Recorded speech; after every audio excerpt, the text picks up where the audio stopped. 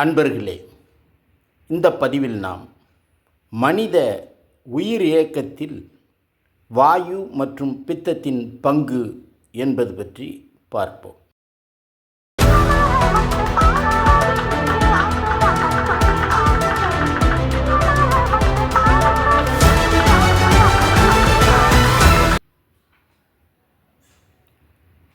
உயிரின் இயக்கமானது 3 சக்திகளால் ஆனது. அவற்றில் பித்தத்தை காக்கும் சக்தி என கூறலாம். குருதியோட்டத்திற்கு காரணமாக இருப்பது வாயு. வாயுவின் கூறாக உயிர் காலாக பிராணவாயு, அதாவது ஆக்சிஜன் குருதியுடனேயே செல்கிறது. அவ்வாறு ஒவ்வொரு பகுதிக்கும் சென்று தகனம் என்ற இரசாயன செயல் புரிகிறது. இச்செயலானது தொடர்ந்து இடைவிடாது நடந்து வருவதால்தான் உடலின் வெப்பநிலை ஒரு குறிப்பிட்ட அளவில் சீராக இருக்கிறது. இயற்கையின் அமைப்பில் இந்த பிராணவாயு எனும் உயிர்கால் தன் இயக்கத்தை நிறுத்தி கொள்கிற வாய்ப்பு ஏற்பட்டாலோ அல்லது மாறுபட்டு செயல்பட்டாலோ உடல் வெப்பத்திலும் மாறுதல் ஏற்படும். இயற்கையின் அமைப்பில் இந்த உயிர்கால் எனும் பிராணவாயுவின் பங்கு மிக முக்கியமானது. அண்டத்தில் உள்ள இந்த உயிர்காலானது பிண்டத்தில் செயல்படும்போது பிண்டமாகிய உடலினுள் உயிர் இயங்குவதற்கு ஏதுவாகிறது. இந்த காரணத்தால் இதனை உயிர்கால் என்றும் பிராணவாயு என்றும் அழைக்கின்றோம். ஒரு கருவி போன்றது உடல். அந்த கருவியை இயங்க வைக்கும் மின்சாரம் போன்றது உயிர். அவ்வுயிரானது உடலில் இயங்க இன்றியமையாதது உயிர்கால் எனும் பிராணவாயு.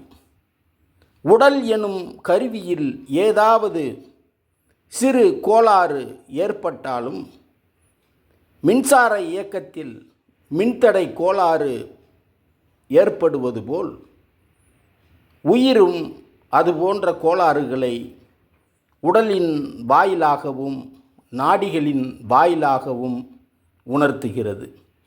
இருந்தாலும் முடிந்தவரை செயல்பட முயற்சிக்கிறது. குறிப்பிட்ட அளவில் வெப்பம் இருந்து கொண்டே இருந்தால்தான் உயிரானது உடலில் இயங்க முடியும். அதற்கு அடிப்படையான குருதி சுற்றோட்டமும் தகனம் என்ற செயலும் நடைபெற வேண்டும். இவ்விரண்டிற்கும் ஆதாரமானது உயிர்கால் எனும் பிராணவாயு ஆகும். உடலில் வெப்பம் குறைந்து உடல் குளிர்ந்தால் உயிர் இயக்கம் நின்றுவிடும். பித்தம் என்ற ஆற்றல் உடல் முழுவதும் இயங்கும் ஓர் சக்தியாகும். இந்த சக்தியானது தனது இயற்கையான செயல்பாடுகளுக்கு உடலின் எந்த பாகத்தில் தடை ஏற்பட்டாலும் அதற்குரிய அறிகுறிகளை காட்டும். குருதியின் வாயிலாக பித்தம் உடல் முழுவதும் செயல்பட்டாலும் பித்தத்திற்கு ஆதாரமான குருதியை உடல் முழுவதும் பரப்பும் செயலை வாயுவின் துணை கொண்டு இதயம் செய்கிறது. அதனால் இதயத்தை பித்தம் வாழும் இடமாக சொல்கிறோம். வயிற்றிலுள்ள சீரண நீர்களெல்லாம் உற்பத்தியாவதற்கு ஆதாரமாக இருப்பது குருதியாகும். அப்படி உற்பத்தியான சீரண நீர்கள் வெப்பத்தின் செயலாகிய பக்குவப்படுத்தலை செய்கின்றன.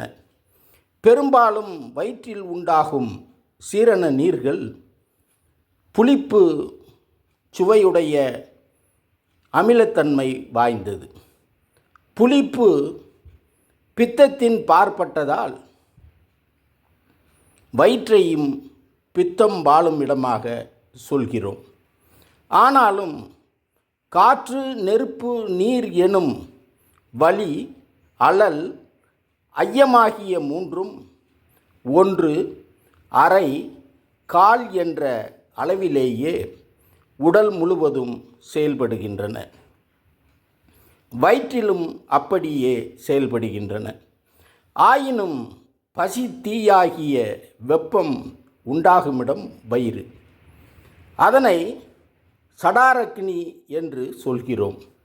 எனவே அந்த அடிப்படையிலும் வயிற்றை பித்தம் வாழும் இடமாக சொல்கிறோம். வயிற்றிலுள்ள ஈரலானது பித்த நீரை சுரக்கிறது. கணையம் இன்சுலின் என்ற திரவத்தை சுரக்கிறது. வயிறு அமிலங்களையும் நொதிகளையும் சுரக்கிறது. இவைகள் உணவை பக்குவப்படுத்துகின்றன. இரசாயன மாற்றமானது வெப்பம் அல்லது நெருப்பின் துணை இல்லாமல் நிகழாது.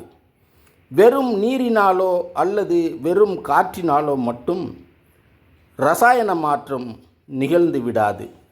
எனவேதான் நாம் பித்தம் வாழும் இடமாக வயிற்றை சொல்கிறோம் எனும் இச்செய்திகளோடு மீண்டும் ஒரு பதிவில் சந்திப்போம். நன்றி.